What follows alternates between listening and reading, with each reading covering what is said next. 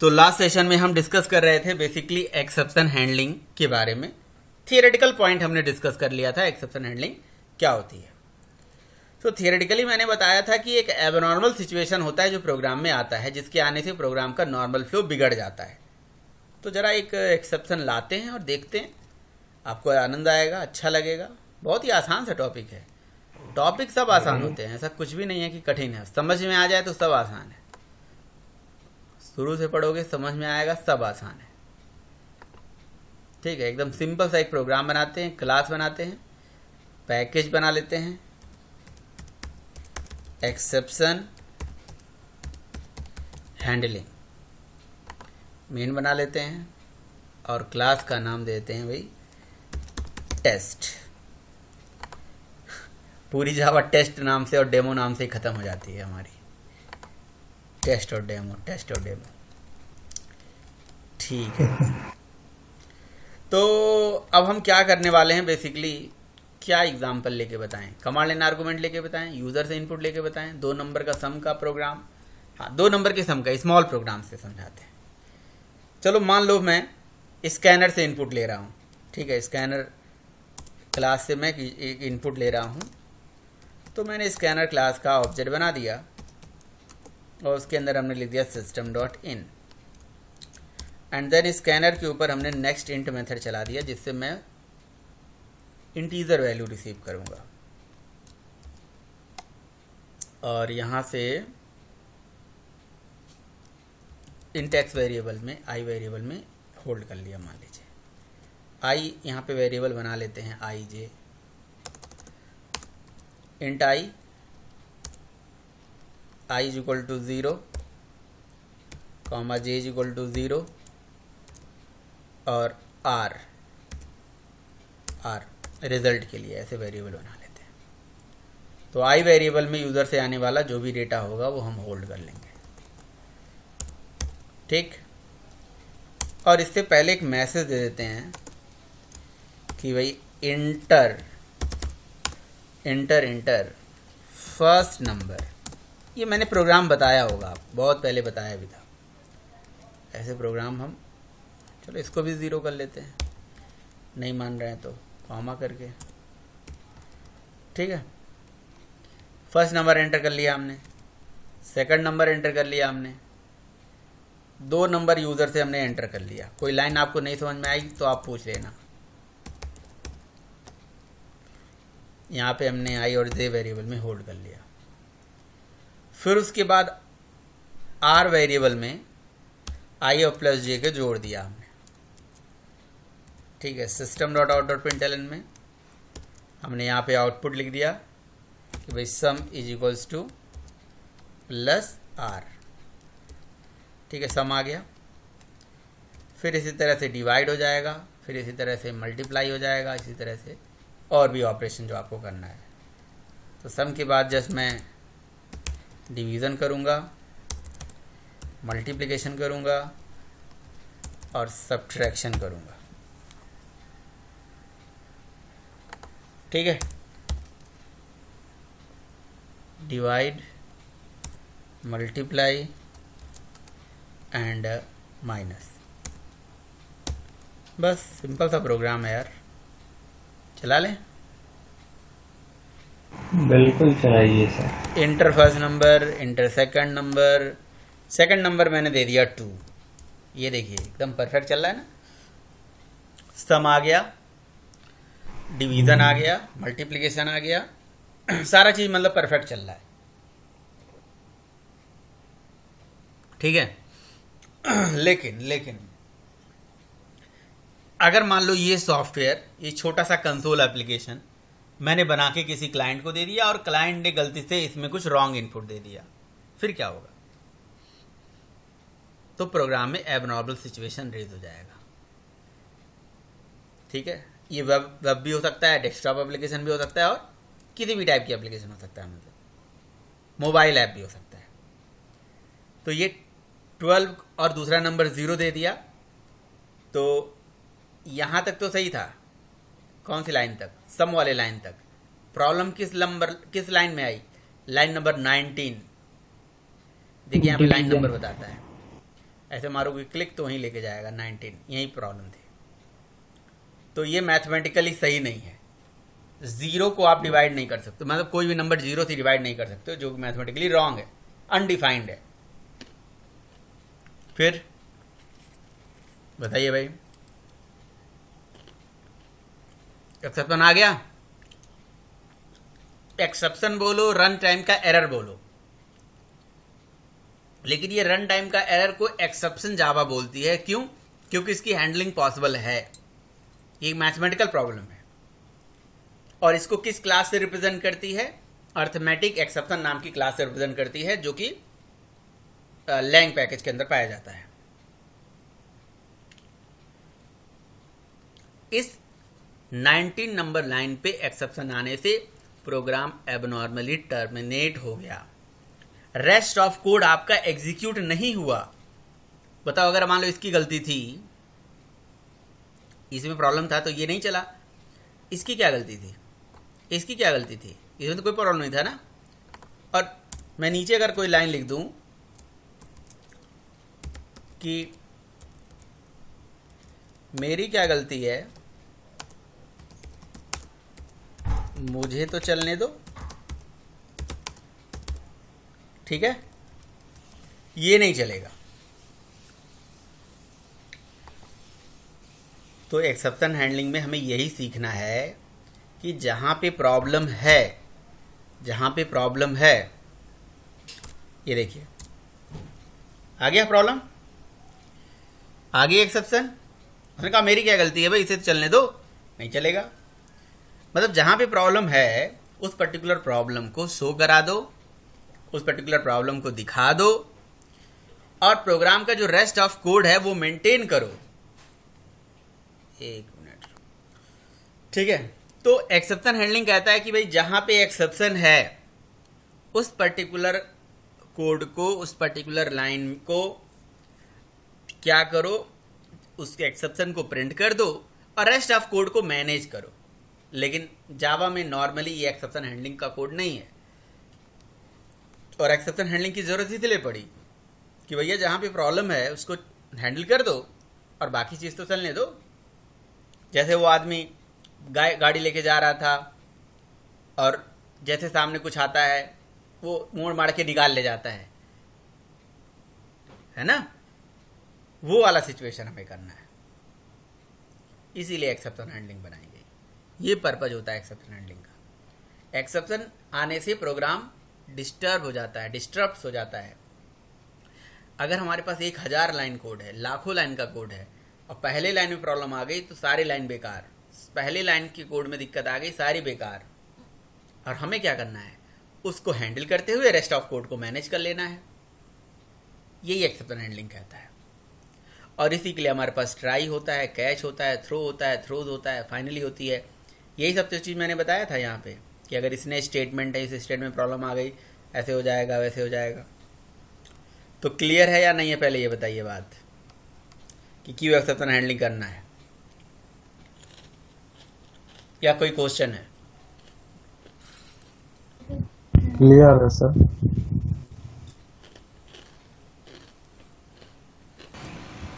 Arithmetic exception एक class है और उस क्लास का यहाँ पे एक ऑब्जेक्ट ही प्रिंट होके आ रहा है, ठीक है। तो चलो ठीक है, ये हमें समझ में आ गया कि एक्सेप्शन क्या होता है और क्या उसके आने से क्या होता है और हम क्या करने वाले हैं। बट क्वेश्चन यहाँ पे ये है कि कैसे करें सर, अब क्या करें, कैसे एक्सेप्शन हैंडलिंग करें। तो तैयार हो सुनने के लिए, आप रेडी हो ना? क्या तैयार हो ना सुनने के लिए? हाँ सर, बिल्कुल बेकरार है हम तो। बेकार लेकिन बहुत से लोग हैं ना जो इधर उधर ध्यान दे रहे होंगे, इसलिए मैंने उनके लिए बोल दिया। क्या पता चला कि चैट वैट चल रहा है, समझ रहे हो? सर सभी ध्यान देते हैं, बात है समझ किसको जल्दी आता, किसी को लेट आता है। कौन पर है? ये बात है, पॉइंट टू बी नोटेड। तो देखिए जावा क्या कहता है, कहता है कि हे जावा प्रोग्रामर, आप क्या करिए, जब भी आप कोड लिखिए, जब भी आप प्रोग्रामिंग स्टार्ट करिए, तो आप देखिए कि किस किस लाइन में किस किस जगह पे कहाँ कहाँ प्रॉब्लम आ सकती है, एक्सेप्शन आ सकती है, इश्यूज आ सकता है। कोई ऐसा सिचुएशन जहाँ पे यूज़र से इनपुट ले रहे हो, कहीं वो अगर रॉन्ग इनपुट दे दिया तो वहाँ प्रॉब्लम आ सकती है। कहीं यूज़र से आप कोई क्लास इनपुट करा रहे हो तो वो रॉन्ग दे देगा तो वहाँ प्रॉब्लम आ सकती है। तो जब भी आपको लगे कि यहाँ यहाँ प्रॉब्लम आ सकती है, इस जगह प्रॉब्लम आ सकती है, तो आप डेवलपर हो, आप ही टेक केयर करोगे कोड का। तो जहाँ जहाँ आपको लगे पूरे में प्रॉब्लम आ सकती है तो पूरे की बात कर लो। तो जहाँ जहाँ आपको एक्सेप्शन आने के चांसेस हैं, उस स्टेटमेंट को ट्राई ब्लॉक के अंदर डाल दीजिए। तो ट्राई ब्लॉक का जो सिंटैक्स होता है ऐसे होता है,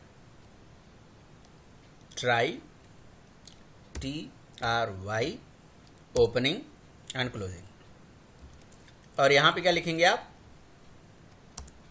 यहाँ पे लिखेंगे आप जावा स्टेटमेंट। यहाँ पे आप जावा स्टेटमेंट अपना लिखते चले जाइए, ठीक है। तो ट्राई ब्लॉक, तो what is try block and what is called try? तो आप लिख दो try block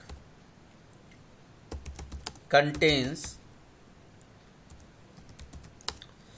those set of statement with where exception may occur। मतलब ट्राई ब्लॉक में वही स्टेटमेंट डालो जहां एक्सेप्शन आने के चांसेस हैं। तो मुझे लग रहा था डिवाइड वाले में, इसलिए मैंने ट्राई ब्लॉक में इसको डाल दिया। तो कई बारी एक इंटरव्यू में मेरे से पूछा गया ट्राई क्या है, इसका नाम ट्राई क्यों है, इसका नाम फ्राई क्यों नहीं है ना, इसका नाम कुछ और क्यों नहीं है, ट्राई क्या, ट्राई का मतलब क्या होता है? तो ट्राई का मतलब कोशिश होता है, और क्या। तो अगर आप उस स्टेटमेंट को ट्राई ब्लॉक में लिखोगे तो फिर क्या होगा, आगे की कहानी उन्होंने फिर बताई हमें कि अगर आप उस स्टेटमेंट में जहां एक्सेप्शन आने के चांसेस हैं उसको अगर आप ट्राई में लिखते हो तो होगा क्या कि जब उस स्टेटमेंट में एक्सेप्शन आएगी तो उस पर्टिकुलर एक्सेप्शन को हैंडल करने का काम, उसका टेक केयर करने का काम, सारी जिम्मेदारी हमारी हो जाएगी। हम प्रोग्राम के नॉर्मल फ्लो को मेंटेन करेंगे, लेकिन उसके लिए कंडीशन है कि ट्राई के साथ दो चीज़ ज़रूर लगाइए, यानी कि ट्राई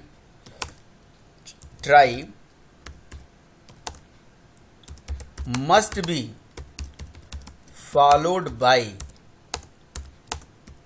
either catch और फाइनली। यानी कि ट्राई के साथ या तो कैच होना जरूरी है या तो फाइनली होना जरूरी है, इसमें से एक, कोई एक। अभी हम केवल कैच की बात करेंगे, ओनली कैच। और कैच को कैसे लिखा जाता है, CATCH। अब देखो यहाँ पे एरर आ रहा है, क्यों आ रहा है, यही बात वो भी बोलेगा, सिंटैक्स एरर, इंसर्ट फाइनली और कंप्लीट ट्राई स्टेटमेंट। तो मैं कैच से इसे कंप्लीट करूंगा, फाइनली नहीं डालूंगा। कैच एक्सेप्शन ई ओपनिंग क्लोजिंग, ये मतलब कैच को सिंटैक्स, कैच को लिखने का सिंटैक्स है। अब समझिएगा, आप मैंने ऐसे लिखा, तो कैच का सिंटैक्स ये नहीं है। कैच का सिंटैक्स ये है कि आप कैच लिखिए और ये मैंने क्यों ओपन किया है, कैच लिखिए और यहाँ पे आप लिखिए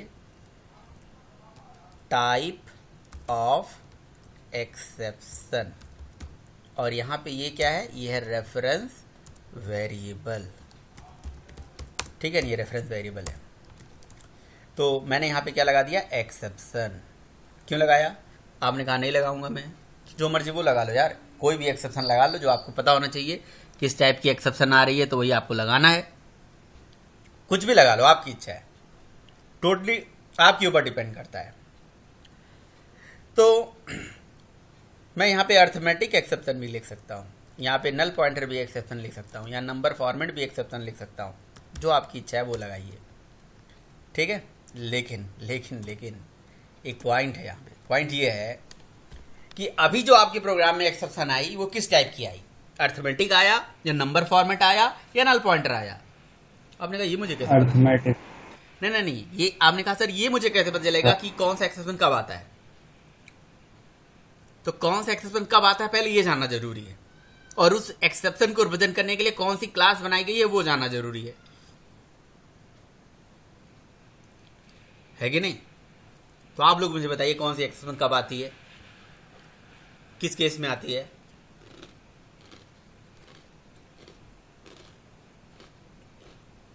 नल पॉइंटर कब आती है, नल पॉइंटर कब आती है, यही बताइए। नल पॉइंटर सर जैसे कोई मान लीजिए कोई भी है वेरिएबल ही है तो उसको इनिशियलाइज करे बिना यूज करेंगे तो आएगी। वेरिएबल को इनिशियलाइज किए बिना यूज करेंगे तो आएगी नल पॉइंटर। हाँ ऐसा तो नहीं है। आप करके देखिए सर, आएगी। सर अगर कोई एरे में ज्यादा ज्यादा साइज से ज्यादा ले लेंगे तो आ जाएगा। अरे ऑटो बाउंड आएगी। सर एक क्लास नॉट फाउंड एक्सेप्शन आती है सर। हाँ क्या क्या sir class not found exception कब आती है, कब सर उसे क्लास नहीं मिल पाती सर। जैसे डेटाबेस की सर हम जार फाइल लोड करते हैं, अगर जार फाइल अगर हमने वो लोड नहीं करी है अगर हमने, तो वो उसे वो क्लास नहीं मिल पाएगी, फिर क्लास नॉट फाउंड एक्सेप्शन देगा। मतलब जो क्लास आप यूज कर रहे हैं वो क्लास नहीं मिला कहीं। Yes sir. जैसे बिना कंपाइल किए कोड को हम लोग अगर यूज करेंगे क्लास फाइल का नाम तो वो एक्सेप्शन आ जाएगी। बिल्कुल सही बात है, उसका बाइट कोड होगा ही नहीं। तो अर्थमेटिक एक्सेप्शन कब आती है, जो कि आपने देखा यहां पे कब आती है? जब कैलकुलेशन में कुछ मिस्टेक हो जाता है तब। यस, जब कैलकुलेशन में कोई अर्थमेटिकल प्रॉब्लम आती है तब। नल पॉइंटर एक्सेप्शन तब आती है दीपक जब हमारा कोई ऑब्जेक्ट नल वैल्यू कंटेन करके रखता है। हाँ सर वही बोल रहा था मैं, वेरिएबल बोल रहा था मैं। रेफरेंस वेरिएबल जो होगा अगर उसमें कोई नल वैल्यू है तब ये एक्सेप्शन आती है, और ये बहुत परेशान करती थी पहले मुझे।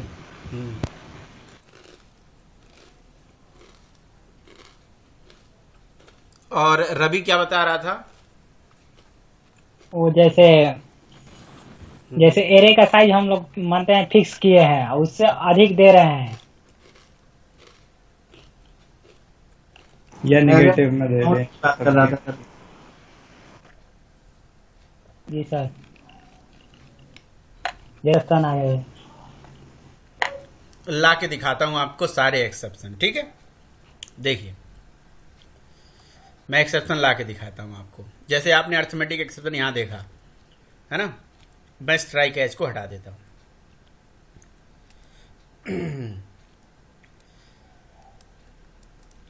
ठीक है, जैसे मान लीजिए कि मैं एक एरे बना रहा हूं, है ना, ऐसे ये सिंटैक्स होता है एरे बनाने का। वेरिएबल लिखो, डेटा टाइप दो, is equals to new, variable लिखो। ध्यान से देखना सनी, ये आपके लिए है, तो कोई दिक्कत होगी तो तुरंत बता देना, या और सिंपल कर दूं? नहीं, रहने दो, ऐसे ही रहने दो। सी में एरे बनाने का अलग तरीका होता था, जावा में ऐसे बनता है एरे, ठीक है, कि डेटा टाइप दे दीजिए, वेरिएबल का नाम दे दीजिए, देन साइज दे दीजिए और फिर डेटा टाइप दे दीजिए। तो इतना लिखते ही कि मेमोरी के अंदर एक एरे क्रिएट हो जाता है। कितने साइज का? जितना आपने दिया है, 12 दिया है तो 12 इंडेक्स बन जाएगा। ऐसे जो साइज दोगे उतना इंडेक्स क्रिएट हो जाएगा। ऐसे मेमोरी के अंदर 12 लाइन बना दीजिए। समझ सकते हो आप लोग? ऐसे बना दो बार, ठीक है। उसके बाद इसमें x का जो जीरो पोजीशन होता है, सॉरी x का जीरो पोजीशन पे आपने दे दिया 10, तो यानी कि यहाँ पहुँच जाएगा 10, इस जगह पे यहाँ पे 10 स्टोर हो जाएगा, ये जीरो पोजीशन। ऐसे ऐसे ऐसे करके स्टोर होता रहेगा। तो मैंने कहा x के 20वें पोजीशन पे 10 चला जाए, तो बताओ ये प्रॉब्लम है या नहीं है ना प्रॉब्लम? सनी बताओ प्रॉब्लम है ये? तो एरे के इंडेक्स से वैल्यू ज्यादा दे दिया हमने, दैट इज ओवरफ्लो सिचुएशन। इसके लिए आ गया array index out of bound exception, array index out of bounds exception.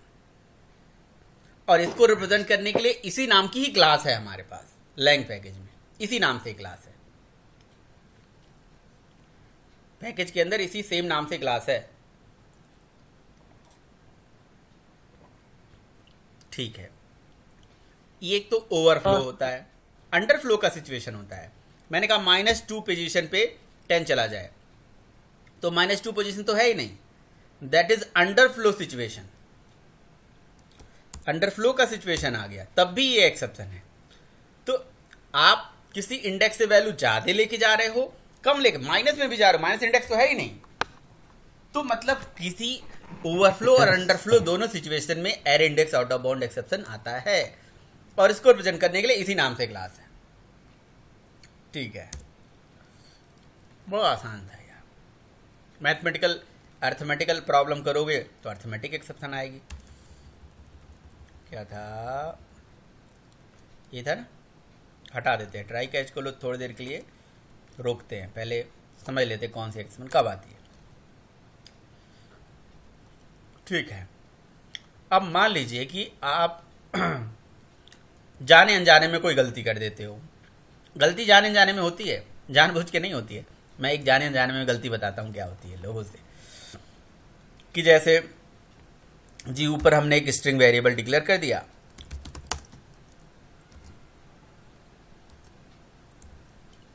String में नल डाल दिया या कुछ भी नहीं डाला तब भी ऐसे वैलिड है, ठीक है। और इसको स्टैटिक बना लेता हूँ। फिर मैं लिखा s = न्यू, फिर मैंने स्ट्रिंग का ऑब्जेक्ट बना दिया और यहाँ पे लिख दिया, यहाँ पे हमने लिख दिया हेलो, ठीक।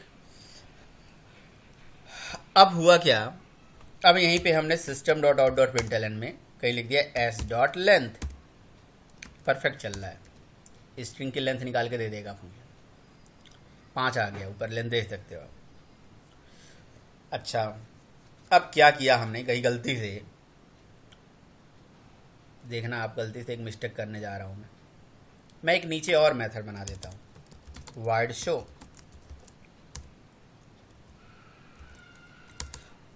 और इसको स्टैटिक बना देता हूँ, ठीक है। और ये स्ट्रिंग का ऑब्जेक्ट यहाँ क्रिएट कर देता हूँ, ऑब्जेक्ट ही नहीं लेंथ, बल्कि लेंथ भी और ऑब्जेक्ट भी दोनों यहाँ से कट करके यहाँ पे ला दिया। अब मैं यहाँ से चला रहा हूँ शो, तब भी सही चलेगा एकदम। लेकिन मैंने क्या किया ना, मैंने ये ऑब्जेक्ट बनाने का कोड यहाँ न लिख के यहाँ डाल दिया, ठीक है। और फिर मैं शो चला रहा हूँ, भी सही है। अब मैं क्या कर रहा हूँ, मैंने लिख दिया स्ट्रिंग s = न्यू शो, या s तो ऑलरेडी हमारे पास है, s1 दे देते हैं, s1 सब जगह s1 कर देते हैं, ठीक है। और अब चलाते हैं। अब जी नल पॉइंटर एक्सेप्शन, अजीब हाल है, कहाँ से आ गया नल पॉइंटर एक्सेप्शन? समझो बात, ये यही गलती करते हो आप, ऐप में यही गलती करते हो। या हाँ सर। देखो यहाँ पे गलती क्या हुई, यस सर। देखो स्ट्रिंग एक वो वेरिएबल है, शो पहले कॉल हो गया ना। स्ट्रिंग एक वेरिएबल है, यहाँ पे क्लास लेवल पे डिक्लेयर्ड है। स्ट्रिंग एक वेरिएबल है जो क्लास लेवल पे यहाँ डिक्लेयर्ड है। आपने इस वेरिएबल को यहाँ पे चलाया, इस वेरिएबल को यहाँ पे कॉल किया आपने, उसने लेंथ देखा, आपने कहा मैंने तो स्ट्रिंग का ऑब्जेक्ट बनाया है, लेंथ तो काउंट ही नहीं कर पा रहा है। क्यों? क्योंकि आपने जो मेन मेथड के अंदर है उसी के अंदर ही ऑब्जेक्ट बना के रखा हुआ है, उसी के अंदर रेफरेंस वेरिएबल बना के रखा हुआ है। आपने कहा इसी को तो मैं कॉल कर रहा हूँ, आप इसे नहीं कॉल कर रहे हो, आप ऊपर वाले को कॉल कर रहे हो, क्योंकि ये लोकल वेरिएबल है, इसका स्कोप लोकल है। आपको लग रहा है मैं तो इसी को यूज कर रहा हूँ, आप क्योंकि ऊपर आपने बनाया है। अब अगर मैं इस एस को हटा दूं तो अब इसी S1 की कॉपी इस एस में जा चुकी है और आप इसे चला सकते हो। आप देखो कोई भी नल नहीं है। ये सर पहले इतना दिमाग खराब कर देता था ना ये, अब तो नहीं होती है तो पहले बहुत दिमाग खराब हो जाता था इसी वजह से। समझे या नहीं समझे, पहले ये बताओ। सर बिल्कुल समझ गया एकदम, कि उसमें वैल्यू पहुंच ही नहीं पा रही है तो वो कैसे उसमें क्या देगा वो। बाकी लोग भी बताओ भाई। सर एक बार फिर बता दोगे? बताओ भाई, कोई और बताए। सर डेटा सेट ही खोलेंगे ना, यहाँ पे हो गई।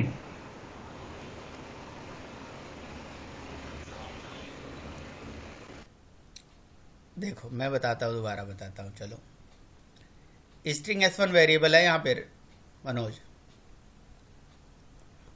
S1 में क्या डेटा है? यहाँ पे अभी कोई डेटा है?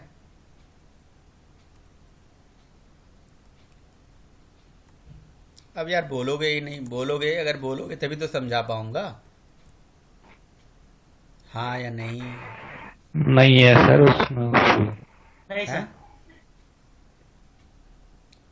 मैं मनोज को समझा रहा हूँ, मैं मनोज से एक एक बात पूछूंगा तो तुम ही जवाब दोगे, तभी मैं कुछ समझा पाऊंगा तुम्हें। जी सर बोल रहा हूँ। S1 में क्या है? अभी तो वहाँ कुछ नहीं सर।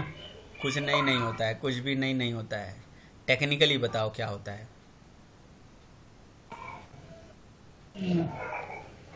कुछ तो वैल्यू होगा, कुछ नहीं लिख के तो नहीं ना आएगा।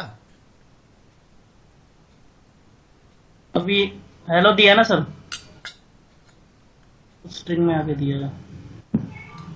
नहीं, उसे इसे भूल जाओ। अगर मैं इसे हटा देता हूँ, अभी बताओ क्या है इसमें।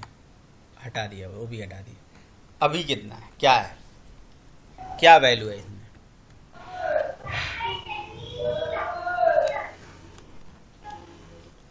अभी तो आपने सिर्फ वो बताया ना, एक ये लिया है, मतलब S1 स्ट्रिंग का एक वो लिया है, इसका वैल्यू दोगे ना सर आप? तो यार मैं यही जानना चाह रहा हूँ कि जब मैं किसी वेरिएबल में कोई वैल्यू नहीं दूंगा तो यहाँ क्या आएगा, वही तो मैं जानना चाह रहा हूँ। नहीं दिया मैंने वैल्यू तो क्या आएगा प्रिंट होके? नल आना चाहिए। हाँ, नल आना चाहिए, नल ही आएगा। हेलो, जी सर। आवाज तो सही बात है, ये नल वैल्यू को कंटेन कर रहा है। तो अगर इस पे मैं लेंथ मेथड चलाऊंगा, जब इसमें कुछ है ही नहीं, लेंथ मेथड चलाऊंगा तो क्या आउटपुट आएगा? किसी रेफरेंस वेरिएबल में नल वैल्यू है और उस पर मैंने कोई मेथड चलाया, तो जब नल वैल्यू है तो मेथड तो चलेगा नहीं, वो नल को पॉइंट करेगा, इसलिए वो नल पॉइंटर एक्सेप्शन कहलाता है। इसलिए नल पॉइंटर एक्सेप्शन आ गया। ये देखो, ये बात है, अब समझे? जी सर आ गया। ये इतना बात था। लेकिन अगर मैं ऐसा कर दूं, कहीं पे ऐसा लिख दूं, S1 is equals to new string, object बना दूं और उसमें डेटा डाल दूं, तब तो नहीं ना आएगा नल पॉइंटर ना। अगर मैं यहाँ डेटा डाल देता हूँ, कुछ स्ट्रिंग का ऑब्जेक्ट बना देता हूँ, तब नल पॉइंटर, तब नल पॉइंटर नहीं आएगा, क्योंकि उसके अंदर डेटा पहुंच चुका है, ये XYZ जो भी है। ठीक है सर, आगे क्लियर है। नहीं, एक बात और सुनो, अभी पूरा क्लियर पिक्चर शुरू हुआ है अभी। है अभी सर। हमने क्या करा, यहाँ पे फिर से स्ट्रिंग लिख दिया 2 बार, एक स्ट्रिंग नीचे एक बार स्ट्रिंग ऊपर। तो अब ये बन गया लोकल वेरिएबल। अब ये इस वेरिएबल में ये डेटा गया ही नहीं ऊपर S1 में। अभी देखना जरा, जैसे मैं इसको हटाता हूँ, इसका कलर हो जाएगा नीला, और जब इसको मैं लगा देता हूँ तो इसका कलर हो जाएगा लाल। तो लाल है तो लोकल है, और नीला था तो इसका मतलब ये डेटा ऊपर वेरिएबल में जा रहा था। अब ये नहीं गया, अब इसका स्कोप लोकल ही हो गया, अब ये लोकली ही यूज होगा। तो अगर आप S1 को यहाँ पे कॉल कर रहे हो तो ये S1 ये वाला S1 नहीं है, ये ऊपर वाला S1 है जिसमें नल ही है, और अगे नल पॉइंटर एक्सेप्शन आ जाएगा। तो ये सिचुएशन था। तो ऐसा ना करें आप कि 2 बार ऑब्जेक्ट बनाएं और कंफ्यूज हो जाएं कि हमने क्या किया क्या नहीं किया। ऐसे गलती से कर देते हैं। या एक काम और करते हैं, हमने कोई वेब सर्विस कॉल करी, हमने कोई मेथड कॉल किया, उस मेथड से रिटर्न आने वाला था ऑब्जेक्ट, जिस ऑब्जेक्ट पे मैं कुछ काम करने वाला था, लेकिन वो गलती से या कुछ एब्स्ट्रैक्टल की वजह से या कुछ भी कनेक्शन इशू की वजह से वो ऑब्जेक्ट मेरे पास आया नहीं, और उस पर हमने कोई फंक्शन कॉल कर दिया, है ना। तो वो कहेगा भैया वाइड या this we can not call this on a virtual function और नल रेफरेंस पॉइंटर फलाना दिमागा, ऐसे समझ रहे हो। We can not call this virtual function on the null reference null object. समझ में आई बात? ऐसे प्रॉब्लम हो जाती है। म्यूट कर लो भाई। मतलब कोई ऐसे वर्चुअल फंक्शन आप नल ऑब्जेक्ट पे नहीं चला सकते हो, ठीक है। तो ये समस्या आ जाती है। बोलो भाई, क्लियर है? जी सर। सनी,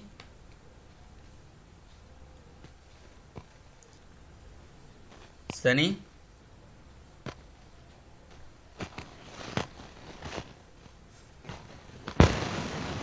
सनी खाना बनाने चला गया क्या? ये हमारा हो गया 2 एक्सेप्शन, एक नल पॉइंटर, एक अर्थमेटिक और एक अरे index out of bound exception. और क्या एक्सेप्शन है? और हर एक्सेप्शन को रिप्रेजेंट करने के लिए उसी नाम से ही क्लास है। नल पॉइंटर के लिए नल पॉइंटर नाम से ही क्लास है, नल पॉइंटर नाम से ही क्लास है, ठीक है। तो मैं यहाँ से क्या कर देता हूँ, ये शो मेथड और ये सब हटा देता हूँ अगेन, या एक बार रहने देते हैं, कुछ और समझा देते हैं आपको, कोई और एक्सेप्शन। कौन सा एक्सेप्शन बताऊँ आपको? अब देखिए कौन सा एक्सेप्शन और आ सकता है प्रोग्राम में। जैसे इसी का एग्जांपल ले लो, मैं ये प्रोग्राम चला रहा हूँ, मैंने इस प्रोग्राम को चलाया, मैंने पहला नंबर दे दिया हेलो, और जैसे मैंने हेलो लिख के एंटर मारा, कौन सा एक्सेप्शन आया? कौन सा एक्सेप्शन आई? बोलोगे भाई? Input mismatch exception. मतलब जो हमारा इंटीजर क्लास का नेक्स्ट इंट मेथड है, सॉरी स्कैनर क्लास का नेक्स्ट इंट मेथड है, नेक्स्ट इंट मेथड का काम है कि वो नंबर वाले वैल्यू को पार्स करके आपको दे देता है। आपने स्ट्रिंग वैल्यू पास कर दिया, जो कि उसके लिए मिसमैचिंग का प्रॉब्लम आ गया, मिसमैचिंग का सिचुएशन आ गया, ये एक्सेप्शन है। मतलब ऐसे कोई नंबर है जिसका फॉर्मेट उसके लिए, अब जैसे मैंने इसको यहाँ चलाया और यहाँ से मैंने दे दिया क्या, ठीक है, ये नंबर दे दिया, कौन सा प्रॉब्लम है? इस इनपुट मिसमैच। एक नंबर फॉर्मेट एक्सेप्शन भी आता है। नंबर फॉर्मेट एक्सेप्शन कब आता है? जो फॉर्मेट में वो डेटा हमसे मांगता है उस फॉर्मेट में अगर हम नहीं दे पाते हैं तो नंबर फॉर्मेट आ जाता है। मैं एक क्लास को यूज कर रहा हूँ जो क्लास है ही नहीं, क्लास नॉट फाउंड एक्सेप्शन आ जाता है। मैं एक क्लास को दूसरे क्लास में कास्ट कर रहा हूँ, वो क्लास है ही नहीं, या वो क्लास उसकी चाइल्ड है ही नहीं, क्लास कास्ट एक्सेप्शन आ जाता है। तो भाई समझ में आया नहीं आया बताओ? ये सब एक्सेप्शन है क्लियर है? और ये सारी एक्सेप्शंस को रिप्रेजेंट करने के लिए हमारे पास एक्सेप्शन क्लासेस बनाए गए हैं। और ये सारे एक्सेप्शन कहाँ पे लिखे गए हैं? ये सारे एक्सेप्शन कहाँ पे लिखे गए हैं? ये सारे एक्सेप्शन क्लास की हायरार्की में एक्सेप्शन नाम की क्लास है, फिर उसके अंदर से बहुत सारे क्लासेस बनाए गए हैं इंटरनली। उनकी अपनी एक हायरार्की है, जो कि मैंने आपको यहाँ पे बताया था कि किस तरह से वो हायरार्कल मैनर में रखे गए, इस तरह से ये हायरार्की है कि भाई ये थ्रोएबल होता है, एक्सेप्शन पेरेंट होता है, देन एरर होता है। एक्सेप्शन के अंदर बहुत सारे एक्सेप्शन क्लासेस हैं, एरर के अंदर इतने बहुत सारे, एक नहीं, एक दो नहीं, नल पॉइंटर और नंबर फॉर्मेट ही नहीं, बहुत सारे एक्सेप्शन, हजारों एक्सेप्शन क्लासेस। मेरे ख्याल से आपको समझ में आ गया होगा भाई एक्सेप्शन क्या होता है और एक्सेप्शन आने से क्या दिक्कत हो जाती है। तो जावा ने क्या कहा था कि एक काम करिए, उस स्टेटमेंट को ट्राई कैच के अंदर डाल दीजिए जिसमें एक्सेप्शन आने के चांस है। तो मुझे लग रहा था यहाँ एक्सेप्शन आने के चांसेस हैं, तो इसलिए मैंने इसी वाले स्टेटमेंट को ट्राई में डाला। आपने कहा नहीं नहीं, मैं पूरे को डालना चाहता हूँ, पूरा डाल दो, कहीं और रखना चाहता हूँ कहीं और रख दो। तो ट्राई हम कहाँ लगाते हैं? We enclose those set of statement, those set of instruction in a try block where exception can be occurred, जहाँ एक्सेप्शन आ सकती है, चांसेस हैं। और हर ट्राई ब्लॉक के साथ कैच ब्लॉक होना जरूरी है या एक फाइनली होना जरूरी है। फाइनली क्या होता है आगे पढ़ेंगे पता चलेगा, बट अभी जान लो कैच होना तो जरूरी ही है। एक ट्राई के साथ एक कैच, मिनिमम कैच होना एक जरूरी है। और इस कैच ब्लॉक के अंदर, इस कैच ब्लॉक के अंदर जो हम यहाँ पे एक्सेप्शन का टाइप देते हैं, वो हम ये प्रिडिक्ट करके हमें देना चाहिए कि भैया इसमें क्या एक्सेप्शन आ सकती है। मान लो मुझे लग रहा है अर्थमेटिक आ सकती है, तो कैच में यहाँ पे मैं क्या लिखूंगा? अर्थमेटिक लिखूंगा, ठीक है। मुझे लग रहा है नल पॉइंटर आ सकती है, तो नल पॉइंटर लिखूंगा। अगर मुझे नहीं प्रिडिक्ट हो रहा है तो मैं पेरेंट वाले को लगा दूंगा। आपको पता होना चाहिए पेरेंट जो एक्सेप्शन है वो सभी सारी टाइप के एक्सेप्शन को हैंडल कर लेता है, इसलिए चलो मैंने अर्थमेटिक ही लगा दिया। अब क्या होगा? आप अगर ऐसा लिख के प्रोग्राम चलाओगे तो क्या होगा? अब आप खुद ही देख लो क्या होगा। ट्राई कैच में आपने लगा दिया, जावा ने क्या कहा था? एक्सेप्शन हैंडलिंग करनी है। हमने कहा कि उस स्टेटमेंट को खोजो जहां एक्सेप्शन आने के चांसेस हैं। मैंने कहा देख लिया, मैंने कहा उसको ट्राई कैच में डाल दो, मैंने कहा डाल दिया मैंने। तो उसको कहता है फिर प्रोग्राम चलाओ अपना, मस्ती में कोई दिक्कत नहीं है। हमने चलाया जी, हमने पहला नंबर 12 दिया, दूसरा नंबर 0 दिया, आ गई प्रॉब्लम, 12 आ गया, प्रॉब्लम भी आ गई और रेस्ट ऑफ कोड भी चल गया। जो कह रहा था मेरी क्या गलती है मुझे तो चलाने दो, वो भी चल रहा है। तो कहानी क्या हुई? कहानी क्या हुई इसको जरा समझते हैं। होता क्या है, उस स्टेटमेंट को जिसको आप ट्राई ब्लॉक में लिख देते हो, जब वहां पे एक्सेप्शन ऑकर होती है, जैसे यहां पे एक्सेप्शन ऑकर हुई, जैसे ही एक्सेप्शन ऑकर होती है, इस एक्सेप्शन के टाइप को जेवीएम रन टाइम पे चेक करता है। किस टाइप की एक्सेप्शन है भाई? अर्थमेटिक है, नंबर फॉर्मेट है, या नल पॉइंटर है, या कौन सा है? जो भी एक्सेप्शन का टाइप वो रन टाइम पे चेक करता है, उस टाइप के करस्पॉन्डिंग मैचिंग क्लास को खोजता है। उस मैचिंग क्लास को खोज के उसको रन टाइम पे लोड करता है। क्लास डॉट फॉर नेम से लोड करेगा और कैसे करेगा? न्यू इंस्टेंस से ऑब्जेक्ट बना देगा और ऑब्जेक्ट बना के उस प्रोग्राम में वो हमारे फेंक देगा। तो सबसे पहले एक्सेप्शन को की ऑकर होता है, ऑकर होने के बाद उसकी मैचिंग चेक करी जाती है, मैचिंग क्लास मिलती है, उसको लोड करा जाता है, उसका इंस्टेंसिएशन करा जाता है, ऑब्जेक्ट बनाया जाता है उस क्लास का। तो इसीलिए बोलते हैं exception is represented by an object. वो ऑब्जेक्ट बना के हमारे प्रोग्राम में फेंक दिया जाता है। अगर वो ऑब्जेक्ट हमने सक्सेसफुली कैच कर लिया, पकड़ लिया, तो एक्सेप्शन हैंडल हो गई। यानी कि एक्सेप्शन हैंडलिंग हम नहीं करते हैं, हाँ तो ट्राई कैच लिखते हैं यार, हैंडल तो अपने आप होता है। जावा में हमें एक्सेप्शन हैंडलिंग नहीं करना है, कुछ भी नहीं करना है, हमें तो ट्राई कैच लगाना है बस। एक्सेप्शन का आना, अकर होना, उसको टाइप को चेक होना, उसको लोड करना, उसका ऑब्जेक्ट बनाना, उसको फेंकना, ये सारा काम कौन करता है? जेवीएम कर रहा है, हम नहीं कर रहे हैं। ये ट्राई लिखते ही हो जाता है, ट्राई लिखते ही ये सारा काम हो जाता है। और ट्राई नहीं भी लिखते हो तब भी होता है ट्राई नहीं भी लिखते हो तब भी होता है। लेकिन ट्राई और कैच के साथ जब लिखते हो तो फिर क्या फायदा हो जाता है कि वो उस पर्टिकुलर पॉइंट को प्रिडिक्ट करते हुए वो ऑब्जेक्ट उठा के उसके करस्पॉन्डिंग कैच ब्लॉक में फेंकता है।